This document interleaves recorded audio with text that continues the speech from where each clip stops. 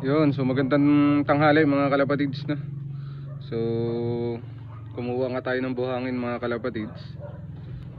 Buhangin dagat mga kalapatids na. Ito yung ginagamit ko pang pugaran sa mga kalapati ko mga kalapatids na. Pero hindi yan ganyan mga kalapatids ha. Siyempre sasalain pa natin para matanggal yung mga dumi nila mga kalapatids na. So ganito lang ako magsala mga kalapatids. Siyempre hindi lang ganun mga kalapatids na. Siyempre tatanggalin natin yung dumi. So magali talaga ako ng salaan ng ganito kalaki mga kalapatids. Hindi lang pampatoka, pambuhangin din mga kalapatids no.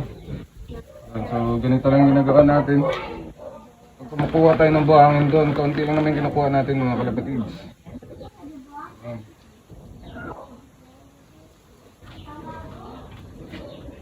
Hindi masyadong dahil medyo malalaki yung butas ng ating pero kahit pa paano natatanggal na yung mga ganito mga kalapatids.